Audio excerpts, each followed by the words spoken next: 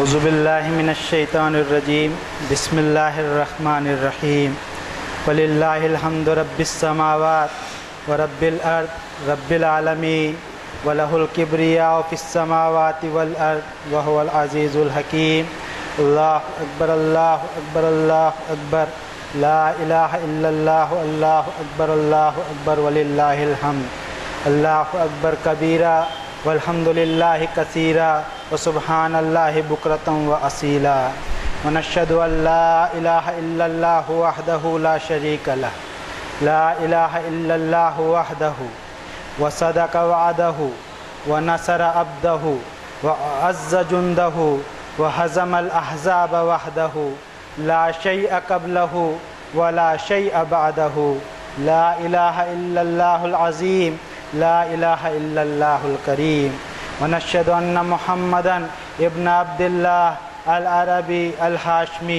الذی عبد اللہ ورسولہ ارسلہ کافۃ للناس بالحق بشیرا ونذیرا وداعیا الی اللہ باذنہ وسراجا منیرا۔ تعریف و پرشنسا، بڑائی و مہانتا بیان کرنی چاہیے مجھے میرے ایک اکیلے پالنہار رب کی، جو اپنا ہر وعدہ اس کے وقت پر سچ کر دکھاتا ہے، جو اپنے بندے کی مدد کرتا رہتا ہے، وہی ہے جو نافرمان، بے ایمان اور گناہ گاروں کو شکست کا منہ دکھاتا ہے۔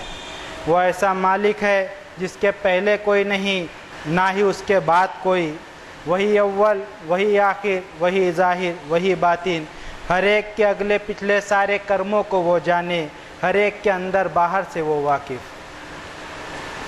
وہ ایسی طاقت والا کہ کوئی چیز اس پر حاوی نہ ہو سکے، وہ ایسا بادشاہ جس پر کوئی غالب نہ آ سکے، وہ ایسا رب جو دوسروں کے حکم پر نہ چلے، وَهُوَ الْقَاهِرُ فَوْقَ عِبَادِهِ، وہ تو ایسا مالک ہے جو سب پر غالب اور حاوی ہے۔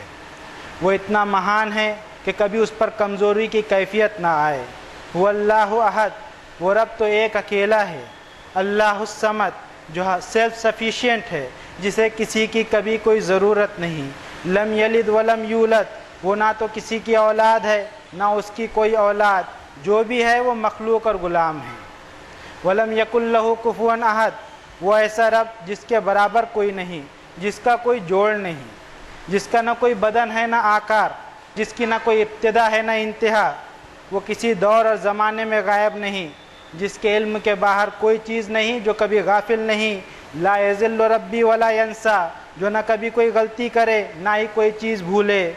لا تاخذہ سنۃ ولا نوم، جس کو نہ کبھی تھکن محسوس ہو نہ ہی سستی اس کے قریب پھٹک سکے، جو ہر عیب اور کمزوری سے پاک، ہر طرح کی شراکت داری سے پاک۔ سبحان ربک رب العزت عما یصفون، بے شک ساری عزتیں، ساری خوبیاں اسی کے لیے۔ کائنات کا ذرہ ذرہ اپنے مالک کی پاکی بیان کر رہا ہے، آج بھی کر رہا ہے اور ہمیشہ کرتا رہے گا۔ وہ مالک جس کے فیصلے لاگو ہونے سے کائنات کی کوئی طاقت روک نہیں سکتی، جس کی مزاحمت کسی کے بس میں نہیں، جس کی اطاعت ہر ایک کو کرنی ہی ہے، چاہے والنٹریلی کرے چاہے کمپلسریلی، جس کی نافرمانی کرنے والا اس کی پکڑ سے کسی طرح بچ نہیں سکتا، نہ ہی کوئی اسے بچا سکتا ہے۔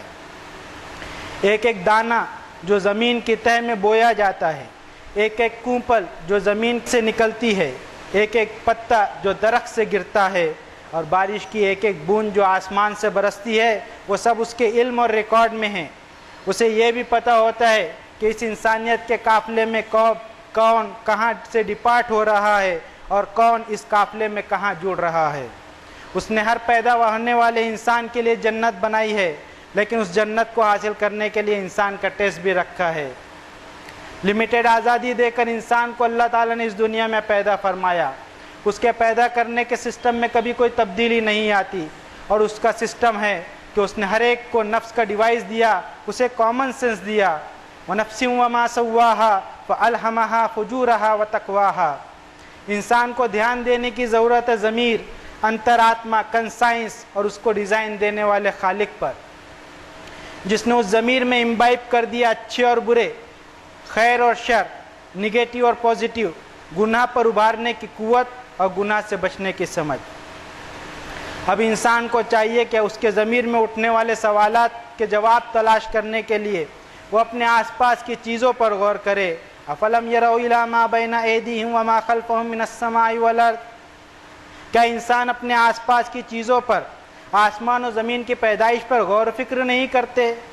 اگر انسان غور کرے تو ان فی ذلک لآیۃ لکل عبد منیب، جس میں واقعی حق کی تلاش ہوگی، جس میں رجوع کی کیفیت ہوگی، اس کو اس کے آس پاس بے شمار نشانیاں مل جائیں گی. اور اگر کوئی اپنے ضمیر کے سگنل کو فالو کرے تو حضرت ابراہیم علیہ السلام کی طرح وہ حق کو پا سکتا ہے، شرک کی گندگی سے بچ سکتا ہے. اور ایک انسان اگر شرک سے بچ جائے تو وہ مغفرت کی لائن میں کھڑا رہ سکتا ہے، ورنہ وہ تو جنت میں جانے کے لیے ایلیجیبل بھی نہ ہوگا. حضرت ابراہیم علیہ السلام نے عقلی دلائل پر حق کو پایا. انہوں نے اپنے پرکھوں کے طریقوں کو چیک کیا اور حق کو بغیر کسی کمپرومائز کے قبول کیا. ان لوگوں کی طرح نہیں کہ انا وجدنا آباءنا علی امۃ و انا علی آثارہم مہتدون. ہم نے جس طرح ہمارے بڑوں کو کرتے دیکھا وہی ہم بھی کریں گے اور ان کے طریقے پر چل کر ہی ہم راہ راست پائیں گے. تو اللہ نے ایسے لوگوں سے ایک سوال کیا، اولو کان آباؤہم لا یاکلون شیئا ولا یہتدون. اگر ان کے بڑوں نے نہ تو عقل سے کام لیا نہ ہی کچھ سمجھ بوجھ دکھائی، تب بھی یہ انہی کے پیچھے چلیں گے؟ گویا اپنے بڑوں کے دین اور سسٹم کو چیک کرنا حضرت ابراہیم علیہ السلام کی سنت ہے. کیا کبھی ہم نے حضرت ابراہیم علیہ السلام کی اس سنت پر عمل کیا؟ کیا کبھی ہم نے اپنے خاندانی رسم و رواج کی حقیقت کو کھوجنے کی کوشش کی؟ اگر ہمارا دل اس پر مطمئن نہیں ہو رہا جو ہمارے بڑے کرتے آئے ہیں تو ہم وہ کام نہ کریں. لیکن ان سے ہمارا رشتہ ختم نہیں ہو سکتا، ان کے جو حقوق ہے وہ کبھی پامال بھی نہیں ہو سکتے. جسے فرمایا وَإِن جَاهَدَاكَ عَلَىٰ أَن تُشْرِكَ بِي مَا لَيْسَ لَكَ بِهِ عِلْمٌ فَلَا تُطِعْهُمَا وَصَاحِبْهُمَا فِي الدُّنْيَا مَعْرُوفًا. اور اگر تمہارے والدین بھی تم پر میرے ساتھ شرک کرنے کے لیے دباؤ ڈالیں جس کا تمہیں کوئی علم نہیں، جو تمہاری عقل اور لاجک پر اترے نہیں، تو ان کی صرف یہ بات نہ ماننا اور دنیا میں ان کا ساتھ دینا، ان کے ساتھ معروف زندگی گزارنا. وہ ماں باپ جن کی نافرمانی کو شرک کے بعد سب سے بڑا گناہ اور حرام کام اللہ تعالیٰ نے بتایا، وہ ماں باپ بھی اگر شرک کی خاطر دباؤ ڈالیں تو ان کی بات نہیں ماننا لیکن ان کے حقوق ادا کرتے رہنا. یہی وجہ ہے کہ حضرت ابراہیم علیہ السلام کی سنت اپنے والد کے لیے ہمیں ملتی ہے. قال السلام علیک ساستغفر لک ربی انہ کان بی حفیٰ.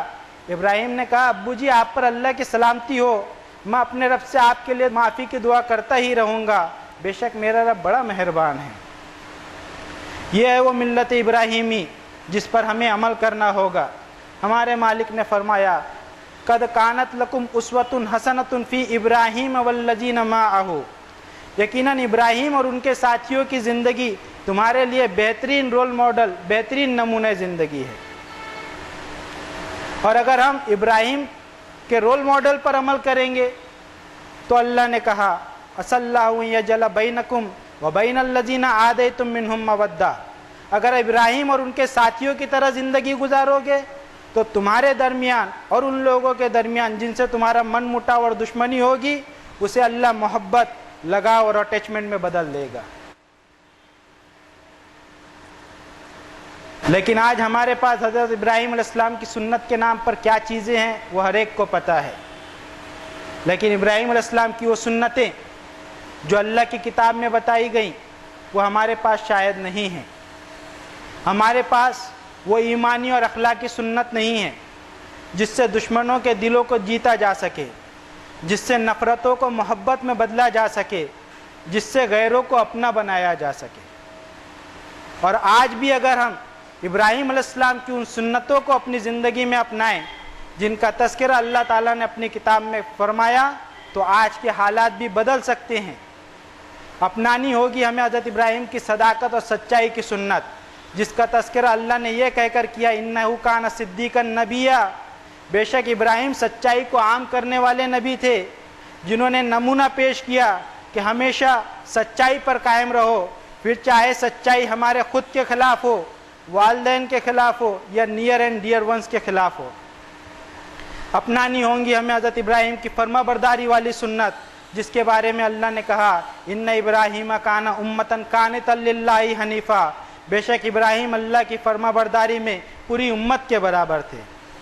اپنانی ہوگی ہمیں ابراہیم علیہ السلام کی شکر گزاری والی سنت، جس کا ذکر اللہ نے ان الفاظ میں کیا کہ شاکر لانعمہ، بے شک ابراہیم اپنے رب کی نعمتوں کے انتہائی شکر گزار۔ ہمیں ابراہیم علیہ السلام کی ان سنتوں کو بھی اپنانا ہوگا جن کا تذکرہ اللہ نے یہ کہہ کر کیا کہ ان ابراہیم لحلیم اوّاہ منیب، ابراہیم کی طرح برداشت کرنے کی صفت ہمیں اپنانی ہوگی، ہمبلنس، نرم مزاجی اپنے اندر لانی ہوگی، اپنے رب کی طرف منیب بن کر پلٹنا ہوگا، پھر چاہے حالات کتنے ہی خراب کیوں نہ ہوں اللہ تعالیٰ اپنے وعدے ضرور پورا کرے گا، اس لیے کہ ان اللہ لا یخلف المیعاد، اللہ اپنے وعدے کی خلاف ورزی بالکل نہیں کرتا۔ یہ ہے وہ ابراہیم علیہ السلام جنہوں نے اپنے کامن سینس اور عقل سے اپنے پیدا کرنے والے مالک کو کھوجا، اور جب انہیں ان کے مالک نے کہا اذ قال لہ ربہ اسلم قال اسلمت لرب العالمین، ابراہیم سرنڈر ہو جا، سبمٹ ہو جا، تو حضرت ابراہیم کا رسپانس یہ تھا کہ میں سبمٹ ہوتا ہوں، میں سرنڈر ہوتا ہوں رب العالمین کے سامنے، اور اعلان کرتا ہوں انی وجہت وجہی للذی فطر السماوات والارض حنیفا وما انا من المشرکین، بے شک میں ارپن کرتا ہوں اپنی تمام توجہات کو، اپنے پریفرنسز کو، اپنے ایمز اینڈ گولز کو اس ذات کے سامنے جو اوریجینیٹر اور ڈیزائنر ہے آسمانوں اور زمین کا، اپنی خود کی نجات کا سنگل مقصد لے کر، اور میں کبھی اپنے رب کی صفات، اس کی کوالٹیز میں کسی کو شریک، بھاگیدار اور ایسوسیٹ کر ہی نہیں سکتا، اس لیے کہ اگر کسی نے اپنے رب کے ساتھ کسی کو شریک کیا تو فرمایا رب تعالیٰ نے اپنی آخری کتاب میں وَمَن يُشْرِكْ بِاللَّهِ فَكَأَنَّمَا خَرَّ مِنَ السَّمَاءِ فَتَخْطَفُهُ الطَّيْرُ أَوْ تَهْوِي بِهِ الرِّيحُ فِي مَكَانٍ سَحِيقٍ، اور جو شریک کرے اللہ کے ساتھ تو اس کا حال یہ بنے گا کہ آسمان کی بلندیوں سے، توحید کی فضا سے وہ ذلیل و خوار ہو کر نیچے کی طرف گرا، اور پرندے اسے نوچتے رہے، اور پھر اس کے حصے بکھرے ہوا اڑا کر لے جائے اور بکھیر دے دور دراز علاقے میں۔ اس کا برا انجام یہ کیوں ہوا؟ اس کا یہ انجام اس لیے ہوا کہ ما قدر اللہ حق قدر ہی ان اللہ لقوی عزیز، نہیں قدر کی انہوں نے اللہ کی جیسا کہ حق تھا اس کی قدر کرنے کا، بے شک اللہ تو ہے بڑی قوتوں والا، زبردست غلبے والا۔ حقیقت میں ایک انسان صرف شرک ہی نہیں کرتا، بلکہ جتنا جتنا وہ شریک کرتا ہے اتنی ہی وہ اپنے رب کی توہین اور انسلٹ کرتا ہے۔ اب ایک انسان نے سوچنا چاہیے کہ کیا کوئی بادشاہوں کے بادشاہ کی، جنت کے مالک کی توہین کر کے جنت میں جا بھی سکتا ہے؟ ہمارے مالک نے فرمایا انہ من یشرک باللہ فقد حرم اللہ علیہ الجنت ومأواہ النار وما للظالمین من انصار، بے شک جو کوئی اپنے رب کے ساتھ کسی کو شریک کرے تو اللہ نے اس پر اپنی جنت حرام کر دی اور اس کا ٹھکانہ جہنم طے کر دیا، اور ایسے گناہ گاروں اور ظالموں کے لیے کوئی مددگار بھی نہ ہوگا۔ جس چیز کو اللہ تعالیٰ نے حرام کر دیا، جس پر رب کے عذاب کا ورڈکٹ پاس کر دیا گیا، افانت تنقذ من فی النار، اے نبی صلی اللہ علیہ وسلم کیا ایسے شخص کو جہنم میں جانے سے آپ بچا سکتے ہیں؟ شرک اتنا بھیانک وائرس ہے جو ہماری بنیاد کو کھوکھلا کر دے گا۔ یہی وجہ ہے کہ قرآن کریم میں آئے حضرت ابراہیم کے تذکرے میں ایک کامن چیز ہر وقت ان کے نام کے ساتھ ملے گی کہ حنیفہ مسلمہ اور وما کان من المشرکین، اور آخری نبی اور رسول حضرت محمد صلی اللہ علیہ وسلم کو بھی اسی کا پابند بنایا گیا کہ ثم اوحینا الیک ان اتبع ملت ابراہیم حنیفہ وما کان من المشرکین، اے نبی آپ کی طرف بھی ہم یہی وحی کر رہے ہیں کہ ملت ابراہیم کی ہی پوری یکسوئی کے ساتھ اتباع کیجئے، یقیناً ابراہیم نے کبھی اپنے رب کے ساتھ کسی کو شریک نہیں کیا۔ پروفٹ محمد صلی اللہ علیہ وسلم نے اللہ کے حکم کے تحت اپنے روحانی والد حضرت ابراہیم کے طریقے کو فالو کیا۔ آپ نے دنیا کو عقل اور دلیل پر بات کر کے اپنے رب کی طرف دعوت دی، مذہب کا چناؤ کرنے کی آزادی دی، فریڈم آف اسپیچ اور بولنے کی آزادی جیسی نعمت دنیا کو دی، جس کے پھل آج ہم کھا رہے ہیں۔ لیکن فریڈم آف اسپیچ کا یہ مطلب بالکل بھی نہیں کہ جس کا جو جی میں آئے وہ بولے۔ اس کا ہر ایک کو دھیان رکھنا ہی چاہیے کہ اس کی بات سے کسی کی فیلنگز اور جذبات مشتعل نہ ہوں۔ اس کے باوجود اگر کوئی اس آزادی کا غلط استعمال کرتا ہے تو ہمیں کیا کرنا ہے؟ یہاں ہمیں اللہ کی کتاب ایک اہم اصول بیان کرتی ہے، وَلَا تَسْتَوِي الْحَسَنَةُ وَلَا السَّيِّئَةُ، اچھائی اور برائی، نگیٹیو اور پازیٹیو کبھی برابر نہیں ہو سکتے۔ ادفع باللتی ہی احسن، لہذا برائی کو اچھائی سے دور کرو، نگیٹیو کو پازیٹیو سے دور کرو۔ مگر ہمارے یہاں سے بھی کچھ لوگ جواباً مشتعل اور جوشیلا بیان دیتے ہیں کہ نوجوان بچے بغیر سوچے سمجھے اس میں ٹریپ ہو جاتے ہیں اور پھر اپنی زندگیاں برباد کر لیتے ہیں۔ اور اس طرح ہم یہ بھول جاتے ہیں کہ سامنے والا تو چاہتا ہی ہے کہ غصہ دلائے، جذبات کو بھڑکائے تاکہ ہم کوئی غلط اقدام اٹھائیں، حالانکہ اللہ تعالیٰ نے ہم سے کہا وَإِمَّا يَنزَغَنَّكَ مِنَ الشَّيْطَانِ نَزْغٌ فَاسْتَعِذْ بِاللَّهِ إِنَّهُ سَمِيعٌ عَلِيمٌ۔ اور اگر لوگ تمہیں غصہ دلانے کے لیے پرووک کریں تو اللہ کی پناہ میں آ جاؤ، بے شک وہ سب کچھ سن بھی رہا ہے اور سب کچھ دیکھ بھی رہا ہے۔ لیکن توہین رسول اور بلاسفیمی کے نام پر آج جو کچھ ہم کر رہے ہیں، کیا ہم ہمارے عمل کو قرآن اور سنت سے ثابت کر سکتے ہیں؟ کیا ہم نے اللہ کی کتاب میں یہ نہیں پڑھا کہ اللہ کے نبی کو مجنوں کہا گیا؟ اس پر نہ تو اللہ نے کوئی ایکشن لیا، نہ رسول اللہ صلی اللہ علیہ وسلم نے، اور نہ ان پر اپنے جان و مال قربان کرنے والے صحابہ نے۔ اللہ کے نبی کو ساحر اور مسحور کہا، کسی نے کوئی ایکشن نہیں لیا۔ اللہ کے نبی کو کاہن کہا، کسی نے کوئی ایکشن نہیں لیا۔ اللہ کے نبی کو اذن کان کا کچا تک کہہ دیا، کسی نے کوئی ایکشن نہیں لیا۔ ہاں، لیکن ایسے لوگوں کو اللہ نے یہ وارننگ ضرور دی ہے کہ ان الذین یؤذون اللہ ورسولہ لعنہم اللہ فی الدنیا والآخرہ واعد لہم عذابا مہینا۔ اللہ اور اس کے رسول کی توہین اور انسلٹ کرنے والوں پر دنیا میں بھی اللہ کی لعنت ہوگی، اور آخرت میں اللہ نے ایسے لوگوں کے لیے ذلت والا عذاب تیار کر رکھا ہے۔ اور اپنے نبی صلی اللہ علیہ وسلم کو یقین دلایا کہ انا کفیناک المستہزئین، اے نبی آپ کا مذاق اڑانے والوں کے مقابلے میں ہم آپ کو کافی ہیں۔ بے شک نبی صلی اللہ علیہ وسلم کو اللہ کی بات پر یقین بھی تھا اور ایمان بھی تھا کہ اللہ انہیں کافی ہے، لیکن شاید ہمیں نہیں ہے۔ اور اللہ تعالیٰ اپنے نبی سے یہ بھی کہتے ہیں وَلَقَدْ نَعْلَمُ أَنَّكَ يَضِيقُ صَدْرُكَ بِمَا يَقُولُونَ، ہمیں معلوم ہے نبی کہ ان کی باتوں سے آپ کو کافی تکلیف ہوتی ہے، آپ کا دل بے چین ہوتا ہے، لہذا ان مذاق اڑانے والوں کا معاملہ مجھ پر چھوڑ دو، انہیں میں دیکھ لوں گا، تم بس وہ کرو جو میں تمہیں کہتا ہوں۔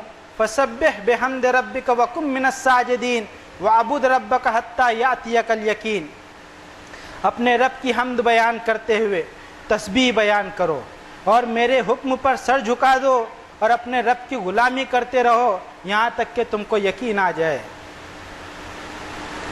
کیا توہین رسول کے اس معاملے میں ہم نے ان 3 احکامات پر عمل کیا؟ کیا ہم نے اللہ کی تسبیح بیان کی؟ کیا ہم نے اللہ کی حمد و ثنا بیان کی؟ کیا ہم نے سجدے میں جا کر اپنے رب سے معافی مانگی؟ کہ ہم نے دنیا کے سامنے آپ کے نبی کی صحیح تصویر ہی پیش نہیں کی؟ کیا ہم اللہ کی غلامی میں خود کو دینے کو تیار ہوئے یا اپنے من کی غلامی کر کے خود بدلہ لینا چاہتے ہیں؟ کیا اب بھی ہمیں یقین نہیں ہے کہ اللہ اپنے نبی کے لیے کافی ہے؟ ہم یہ کیوں بھول جاتے ہیں کہ وَلِلَّهِ الْعِزَّةُ وَلِرَسُولِهِ وَلِلْمُؤْمِنِينَ وَلَكِنَّ الْمُنَافِقِينَ لَا يَعْلَمُونَ، یاد رکھو عزت اور غلبہ تو اللہ کے لیے، اس کے رسول کے لیے اور مومنوں کے لیے ہے، لیکن منافق یہ بات سمجھ نہیں رہے۔ کہیں اللہ کی بات پر یقین نہ کر کے ہم بھی تو نفاق میں نہیں پڑ رہے۔ اللہ ہم آپ کی پناہ میں آنا چاہتے ہیں ہر قسم کی منافقانہ، کفری اور شرکیہ سوچ و عمل سے۔ ہم اپنے آپ کو خود کی غلامی سے نکال کر آپ کی غلامی میں دینے کا عہد کرتے ہیں۔ اپنے غصے اور اپنے ایگو کو آپ کی رضا کے لیے قربان کرنے کا وعدہ کرتے ہیں، صبر و شکر والی زندگی گزارنے کا اقرار کرتے ہیں، آپ کی نافرمانی کاموں سے خود کو بچائے رکھنے کا عزم کرتے ہیں، بے شک ان سب میں ہمیں پل پل آپ کے استعان اور مدد کی ضرورت ہے۔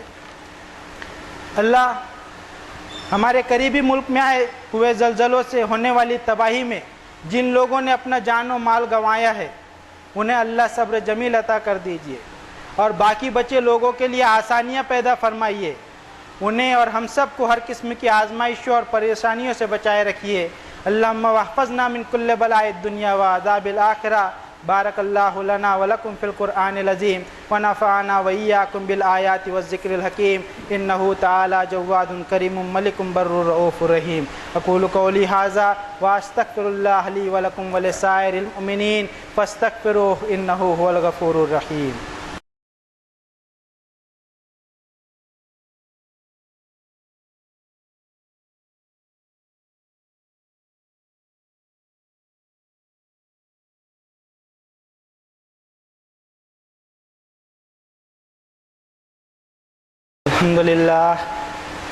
الحمدللہ وحدہ والصلاة والسلام علی من لا نبی بعدہ، اما بعد فاعوذ باللہ من الشیطان الرجیم، بسم اللہ الرحمن الرحیم۔ ان اللہ وملائکتہ یصلون علی النبی یا ایھا الذین آمنوا صلوا علیہ وسلموا تسلیما۔ اللہم صل علی جمیع الانبیاء والمرسلین وعلی الملائکۃ المقربین وعلی اصحاب رسول اللہ صلی اللہ علیہ وسلم وعلی ازواج رسول اللہ صلی اللہ علیہ وسلم وعلی اہل بیت رسول اللہ صلی اللہ علیہ وسلم وعلی جمیع المؤمنین والمؤمنات والمسلمین والمسلمات الاحیاء منہم والاموات۔ اللہم انک انت السمیع مستجیب الدعوات۔ ربنا اننا آمنا فاغفر لنا ذنوبنا وکفر عنا سیئاتنا وتوفنا مع الابرار۔ فاطر السماوات والارض انت ولی فی الدنیا والآخرہ، توفنی مسلما والحقنی بالصالحین۔ ربنا اصرف عنا عذاب جہنم ان عذابها کان غراما انہا ساءت مستقرا ومقاما۔ ربنا وآتنا ما وعدتنا علی رسلک ولا تخزنا یوم القیامہ انک لا تخلف المیعاد۔ ربنا ظلمنا انفسنا وإن لم تغفر لنا وترحمنا لنكونن من الخاسرین۔ رب انی اعوذ بک من ھمزات الشیاطین واعوذ بک رب ان یحضرون۔ ربنا آتنا من لدنک رحمہ وہیئ لنا من امرنا رشدا۔ ربنا افرغ علینا صبرا وثبت اقدامنا وانصرنا علی القوم الکافرین۔ اللہم واحفظنا من کل بلاء الدنیا وعذاب الآخرہ۔ رب اوزعنی ان اشکر نعمتک التی انعمت علی وعلی والدی وان اعمل صالحا ترضاہ وادخلنی برحمتک فی عبادک الصالحین۔ ربنا تقبل منا انک انت السمیع العلیم وتب علینا انک انت التواب الرحیم برحمتک یا ارحم الراحمین۔ عباد اللہ اتقوا اللہ رحمنی ورحمکم اللہ۔ ان اللہ یأمر بالعدل والاحسان وایتاء ذی القربى وینہی عن الفحشاء والمنکر والبغی یعظکم لعلکم تذکرون۔ اذکروا اللہ العلی العظیم یذکرکم ولذکر اللہ اکبر واللہ یعلم ما تصنعون۔